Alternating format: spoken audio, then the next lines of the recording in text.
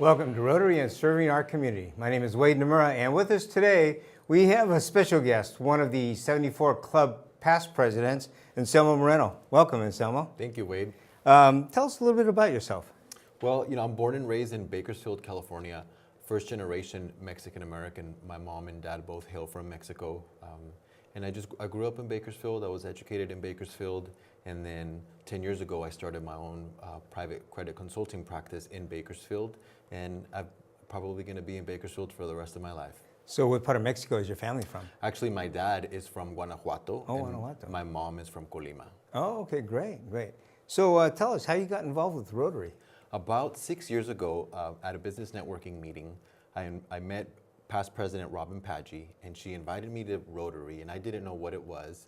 Robin is one of those individuals that is very difficult to say no to. She's very persuasive. So I said yes. I attended a Rotary meeting, and I knew a few people there, and I just felt right at home. And I figured, well, I'm gonna come back. And then I came back. Eventually, I joined the club, and next thing you know, a few years later, I'm drinking the Rotary Kool-Aid. I'm president-elect, and I'm just having a really good time meeting a lot of new, fun people and doing a lot of great work for the community. Great. Now your club's fairly new. It hasn't been around a heck of a long time. So was that kind of one of the factors that you think drew you in? Not a lot of tradition, but you get to create the tradition. Not quite. At the time, I didn't quite appreciate the fact that the club was new and didn't have tradition. When I talk about my club, I like to refer to it as a new club, but we're not new Rotarians, meaning that most of our Rotarians, especially our charter Rotarians, came from another club. So they bring that experience of being in Rotary with them, which really kind of gives our club that identity and that compass that we need to make sure that we stay true to Rotary traditions. Got it. So there was a little bit of a guiding light there helping you get through the process. Right, absolutely. Okay. As far as new Rotarians, then, would it be a 50-50 mix? At this point, we're on our 8th year as a club, and I would say at this point, yes, we do have about a 50-50 mix. Right now, we have 36 members, and it's very simple to say about 18 of them are past Rotarians from the old club, and 18 of them are Rotarians that we've picked up along the years. Now, be honest with me on this one here.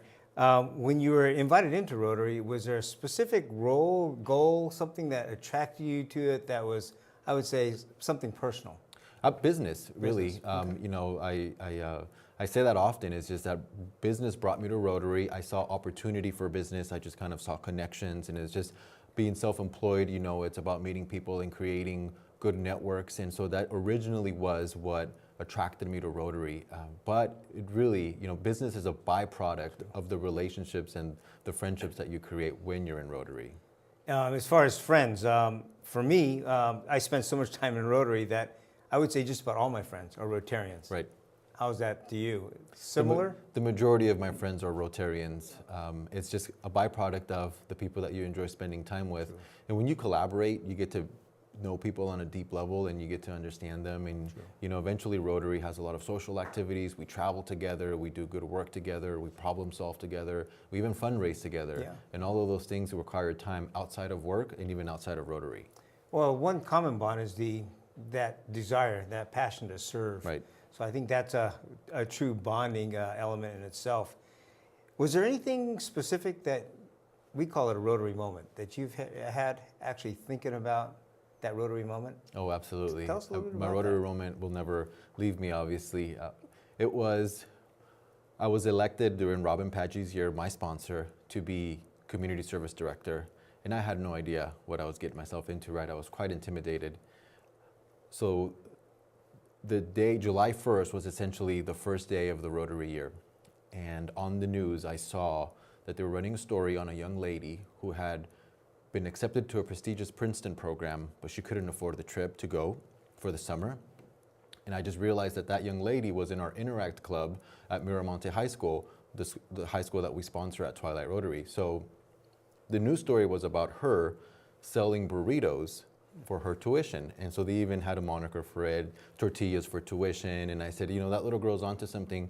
She's not out asking for a handout. She's actually selling burritos to raise money for her tuition. So I said, okay, this is a first service opportunity. We're gonna round up the club. I sent out an email, hey, everybody, let's buy burritos from Esperanza. Well, nobody wanted to buy burritos, but everybody said, I'll give $50 and I'll give $100 and I'll give $20. And next thing you know, we have $3,000 raised for Esperanza. The next day she was going to be fundraising at a Starbucks playing drums for donations. So we just kind of bombarded her publisher clearinghouse style with a giant check. We had informed the news of what we were going to do. So the news was there, captured the moment on the local media, and she just was in tears, and then everybody was in tears, and then it made the local news, and we really changed her life. She got to go to Princeton, and every year she sends me a note thanking us. And so, you know, that was really the first Rotary moment. That's when I realized the power of the collective network of all of our Rotarians. Nobody, I mean, we would have bought burritos, right? But we just did so much more because we could. That is great. Now, that's one great aspect, great story, by the way. Tell us a little bit about what made you decide on being a president. That's a big step. It is a big step. Well, they ask you so far in advance that it's difficult to say no because they give you so much time to prepare. True. I was tapped on, I remember the fall of 2013 to serve 2015, 2016. Well, at the time, 2015 seemed so far away. I said, yeah, we'll figure it out. You know, we'll make it work. But next thing you know, I blinked and 2015 was here. Right. So really, I was flattered actually that they chose me. So I really couldn't say no. And I like challenges. I knew that it was going to be challenging, but that I knew that I was going to have the support around me to make sure that I didn't fall flat on my face. True. You do have an awesome club. They're very supporting. So organizing, time, business, and also the Rotary obligations. How difficult was that part of it? You know what? It was quite challenging. Luckily, my business is not new, and so it's well established, and I didn't have to kind of worry about the business. The business, you know, kind of runs itself for the most part. So that allowed me the flexibility that I needed to do Rotary. Plus, our Rotary Club meets in the evenings. So it really is after hours, and sometimes it's really nice. After work, you go to the Twilight Club, have a beverage, and just enjoy the camaraderie there with the Rotarians. So I think the timing was right for us, and it worked out very well. It's just about time management. We do our best, and we make it work. That is true, and I never thought about that. We're a morning club, and so we're kicking ourselves off. We're starting it up, revving it up for the day, whereas you're just the opposite. You get to wind it down and relax a little bit. We have to consider changing. We literally wind it down. No, I like that idea. You brought some pictures with us. If you wouldn't mind sharing those, looks like one of the great events, beer pong. So tell us a little bit about that. You know, I had this crazy idea. Well, actually, when I was tapped on the shoulder to be president, they said, by the way, our fundraiser pretty much has hit its shelf life, so you're going to have to come up with a new one. So I spent a lot of time brainstorming a lot of fundraising ideas, and finally it just kind of hit me that we were going to transform the perception of Rotary by doing a beer pong tournament in our community. Ever since I was a Rotarian, all of our fundraisers were some kind of dinner, sit-down dinner, where the only people that went there were Rotarians. And I really wanted to change that because I needed to stop taxing our club. Hey, everybody, please buy tickets to our dinner, and then only we show up, right? So we really needed to do something that tapped the community, and the Rotarians worked it, and the community bought in. I just had the idea of beer pong.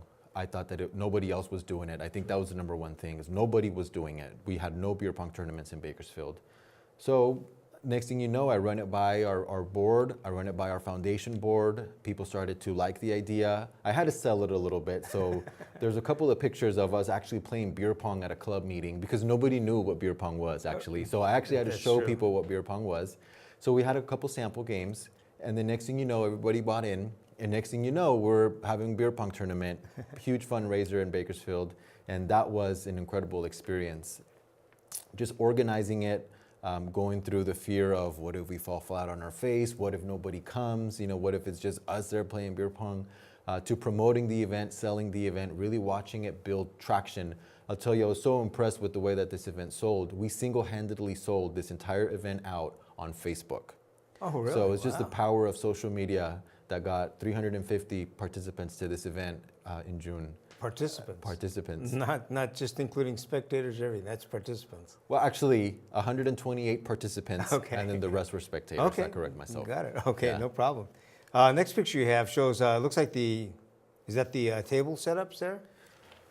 Right. So That picture right there that you're seeing is when we're preparing for the beer pong tournament. So what we did, when you play beer pong, you play on a table. So we had 64 teams. So if we were going to have all teams playing at once, we needed 32 tables.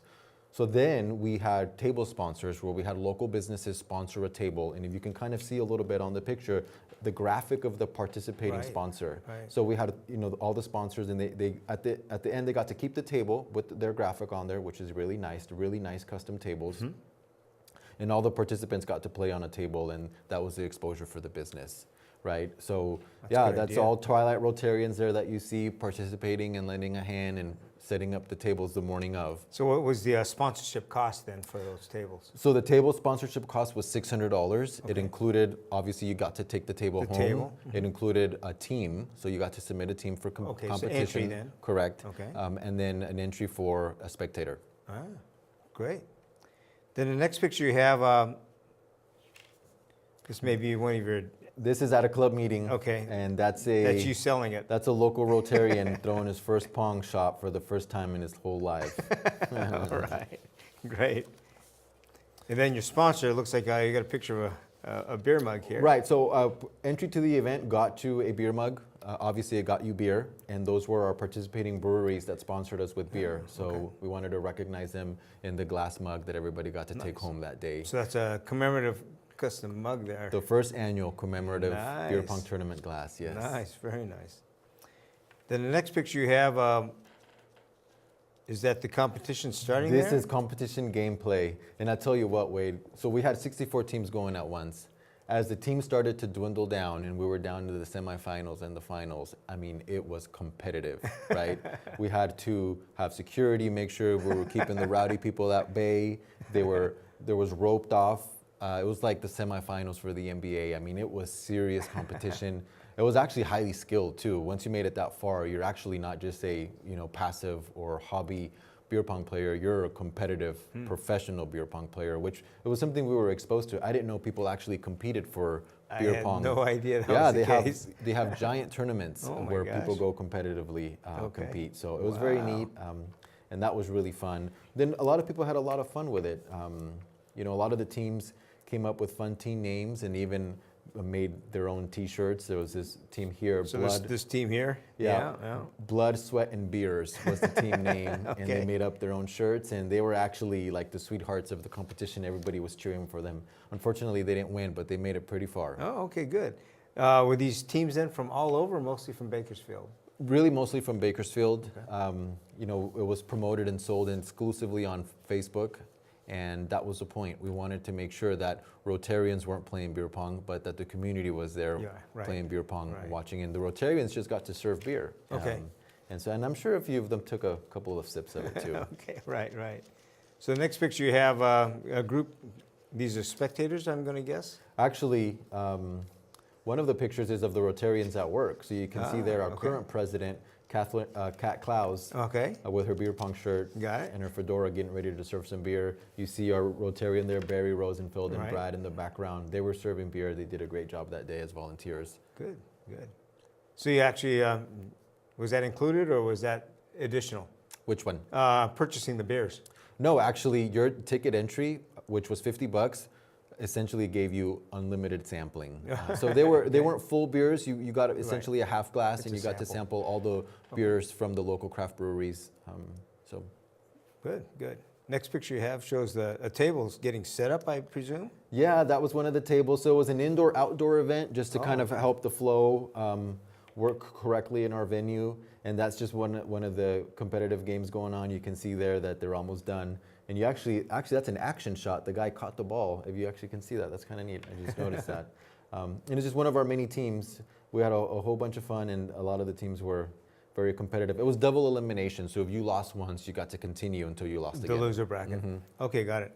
Tell us a little bit about the game, since I've never played beer pong. Beer pong, when I explained it to my Rotarians, they described it to me as our generation's quarters. Are you familiar with quarters? So essentially, it's they described it as a frat house drinking game. Essentially, that's what it is. In college, people play it to get drinking, right? So if I make the ball in the cup, you're supposed to drink the beer that's in the cup. And people do it until you obviously have drank too much. Well, we kind of obviously flipped the game a little bit. There was water in the cups and nobody was forced to drink. Okay. All drinking was obviously voluntary. And so essentially the game was just a matter of marksmanship. Can you make the ball in the cup? And when all the cups are cleared, you win or lose, right? Okay. So there was no forced alcohol drinking. A lot of people went there and didn't drink at all, which is totally fine. And in fact, most competition play, professional beer pong play, those are the rules. That was actually a big sticking point, was what rules are we using? Because a lot of people develop their own house rules. So we had to make sure that we stuck to what they consider world championship beer pong rules. And these are standard world league beer pong rules. So that way, we just had this one set of rule book so nobody can make up their own rules along the way. Got it. So you didn't change it? Didn't put a little Bakersfield We actually didn't. critical there? All the rules that we read were pretty standard. And plus we figure if you're a beer pong aficionado, right, you were familiar with these World Series of beer pong rules. Got it. It looks like you start with, what is it, 10 cups probably? Right. Same There's set 10 as cups. There's 10 cups on opposing table ends. They're Okay. 8-foot tables, Uh-huh. and they're in triangle shape. So Okay. that's how that gets set up. Set up like bowling pins then. Right. Same triangle. Got it. And the trick is then to, you have to bounce them in or you have to air them in? You can bounce them in and you can air them in. Okay. So you can do either or. Okay, got it. Very good. Next picture, you have, looks like some of your members here. Right. Those are some of our participants and some of our members. And so they just had a blast. I mean, at the end of the day, the next day, we just thought back and just realized that everybody had a whole lot of fun. We had nothing but positive reviews, and it was very encouraging because now we have customers, right? Now we can bring it back bigger, better next year because now we have a customer base, people know about it, and now it won't be the first beer pong. Now it's going to be the second annual beer pong event. Very good. So. Next picture we have, actually, it does show the setup of the table then. Right, yeah, that's actually, so the winners actually took one of these custom tables home. So part of creating, the look and identity and feel for the fundraisers, we had to make sure we had a memorable logo. If you know beer pong, as soon as you see the red solo cups, that's a beer pong. It alludes to beer pong, and so that's what that is. And so we had a lot of those tables. The championship teams, the two first and second place got to take not only cash home, but they also got to take the tables home as well. Nice, nice. Now, are those official tables then? They have specific sizes? Correct. Those are regulation size tables, yes. Where did you find those? There's actually a wholesaler that makes them, and he custom printed whatever graphics we really? wanted on there. Okay. They fold up like a briefcase, very portable, very lightweight. Briefcase? Yeah, Okay. they fold up very portable. Wow, wow. So they were very nice. That was a very nice find for us because it is. really made things simple. Great, okay. Then the next picture you have shows your banner in the background there. Right, those are two Rotarians there. They're supposed to be working, but they pretty sure that's beer in their hands. That's actually past President Sandy and my Sergeant at Arms Garrett. Oh, maybe they're serving. Yeah, it looks like they're serving themselves. Exactly, thank you. And again, another picture of the cups. That was the front of the cup. So the past picture was of our sponsors, but that was the front side of our glass. Got it. Essentially was our logo. It says Nice. Bakersfield Twilight. It's got the rotary wheel in there. We want to make sure that people remember the rotary wheel in the middle and obviously the date and time. Very good. We have a couple more pictures, 3 more pictures to be exact here. Looks like a trip that you and I took to Mexico. Yep. So let's talk about that one. How was that trip and where was it at? That was a fantastic trip. We took that late April and first week of May for our sister districts conference down in San Miguel de Allende, Guanajuato, Mexico. And so just so happens that my dad's originally from Guanajuato, so going to San Miguel de Allende was easy for me. Plus, after that, I got to go visit family in the area. Nice, So that was really fun. And it was an excellent trip. I mean, we got to hang out. You and I got to hang out over there. Also, my wife joined us and a couple of other Rotarians from our club. I think, if I'm not mistaken, we had a really large delegation from our district Very down large, there. about the largest we've ever taken. Yeah. I think there's 21 or 22 of us there. I'm pretty sure that the destination has something to do with it. It could be, but there's good promotion, and you brought a good group with you. That helped Right. a lot. Next picture we have shows you and your wife. That's right. That day, that was a Saturday, and that was during one of the plenary sessions at the district conference. It was her birthday that day. Nobody knew, but I had to make sure that I told Jim Jim Bell, past District Governor Jim Bell, about it. So he brought it up from the podium during his comments, and then the whole crowd erupted and sang her happy birthday, and it was just great. really memorable. That was great. That was a very good one. Last picture was one that I took with you guys. I was up near the stage there and caught you in the audience getting ready for one of the shows. That's a great picture. That's myself, my wife, and one of our Rotarians that joined us, Jenny Moore, on the trip, which was just fantastic. Now, was that your first international trip, Rotary International trip? Actually, no, I went to the International District Conference in Brazil, Sao Paulo. Oh, okay. So I went to Sao Paulo Okay. in 2015. Okay. But this was my first one to our sister district in Mexico. Okay. And what do you think? How was the outcome? Was it a successful trip? Absolutely. So many friendships were formed. We're actually working on finishing up a grant that we started for eye cataract surgery equipment for really needy folks in Irapuato, Mexico. Okay. So they just have a huge backlog of people that need eye cataract surgery. If you don't get that surgery, you can go blind. True. So this long wait list is really important that we put a big dent in it. So the collaboration started in Mexico, and the grant has been approved, and we're just putting the finishing touches to make sure we get them that equipment, hopefully by the end of this year, or I'm sorry, by the end of this month. Okay, this month? Yeah. Oh, that is great. Now, there's a group coming in this month also from Mexico, from the same district. I don't know if, have you connected with any of them to see if they're coming? Absolutely. You know, we got treated like royalty when we were down there, Yeah. and I just couldn't help but just appreciate the opportunity to reciprocate. They're coming down on Friday. Lee Carter from the San Miguel de Allende Midday Club and Tom from the San Miguel Club as well are coming down on Friday. I'm going to pick them up and drive them to their destination and make sure that we, you know, in some small way reciprocate all of their hospitality that they provided us when we were down there. That's great. I don't know if you heard, but I was in Leon 2 weeks ago. I didn't. For a conference down there where I was invited to be a speaker. And next month, I'll be going to Pátzcuaro. Same thing, same district. Very cool. We're looking at the connecting of trying to get these projects so where they be more successful, more efficient, and more prevalent, basically, and working both ways. So there is the opportunity now of having them actually partner up with us, and we are the international host then, getting the advantages of those. You know, this is my first international grant that I did with the Irapuato Club, and it's just been an incredible learning experience. I've been a Rotarian for 6 years, and I just feel like I just scratched the surface now that I'm able to see the power of the foundation and the power of the grants and just the tremendous change and impact that we can make for the really needy people down there. Great. Now that you've been a president, you're now past president, looks like you're on a pretty good direction for doing a lot of good things in Rotary. So what do you have in the plans in future? Any ideas, any thoughts? Well, yes, there's a few things in motion right now. I'm taking it a little easy, focusing on my business, focusing on a couple of things that need attention. But I'm also preparing myself and working with our incoming presidents in our group, in our area there in Bakersfield, because I'm going to be our group's or our area's assistant governor for incoming District Governor John Wise. Oh, great, great. That's a big task. Yes. Very rewarding, by the way. But I feel up to it, and I feel like I have the experience to really make sure that I can, you know, and it's fresh, right? I just became a past president, so I Right. just had my year. So there's a lot of things when you do a look back that you can go, if I knew this then, I would have, you know, reacted a little differently or planned a little better. And I feel like I can bring that to our incoming president-elects in our area, because Bakersfield has 6 clubs. Right, right. Used to have 7. Yeah. Is there plans of a 7th one coming back? Do you know? Have you heard of any? I have not heard of any, Just but it wouldn't curious. surprise me. It wouldn't surprise me either. That's a very strong Rotary community you have there. Are there any goals, objectives, visions that you see that you could bring a benefit as AG to your presidents and to your clubs?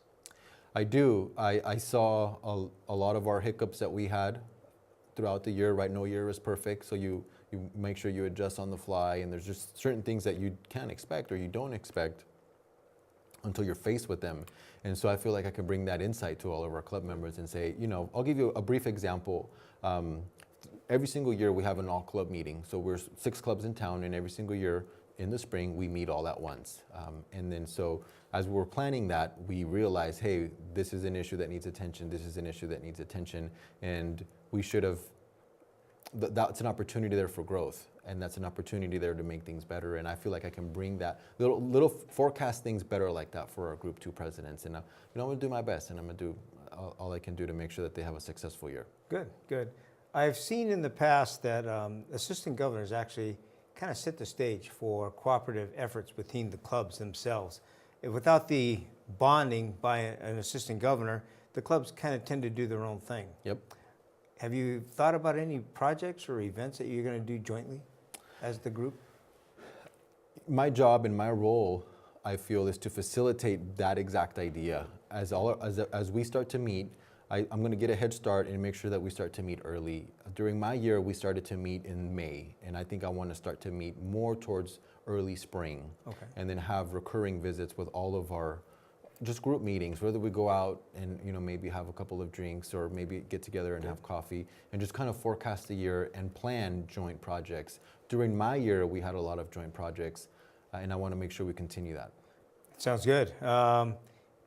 It's good to hear, too, you're not quite cracking a whip as hard as I was. When I was the assistant governor, I actually had my president's meeting starting in October. Oh, wow. We even had a Christmas party with them. Something to think about. The Christmas You're party, right. by the way, was a good one. They got together, and we didn't talk any Rotary, we just got together socially. That's a good idea. I'll let you know if Something to think about. I'm going to do it, and I'll let you know how it comes out. Sounds good. Don't tell anybody it was my idea in case it goes bad. All right. I'm leaving that up to you. One last thing, real quick. We have a little bit of time here. In Rotary, how are you going to share a passion for that? Give that opportunity to all of the members of Bakersfield. Real quick, in a 1 minute, 2 minute spot there. Just giving them opportunities to serve, because I feel like that's the catalyst for a Rotary moment. Okay. We all get together and we all hang out and have drinks or just get to know each other on a personal level. But really, it's when you serve together that you see that transformation in someone else's life that you don't know, you would have never known, and they probably would have never known you. But through Rotary, you were able to serve and change someone else's life. And I think that that's the catalyst for Rotary moments. The theme for my year was to create Rotary moments. It was creating Rotary moments, and that's really going to be the angle that I take moving forward for the rest of my Rotary career, is just to help others have their Rotary moments. Very good.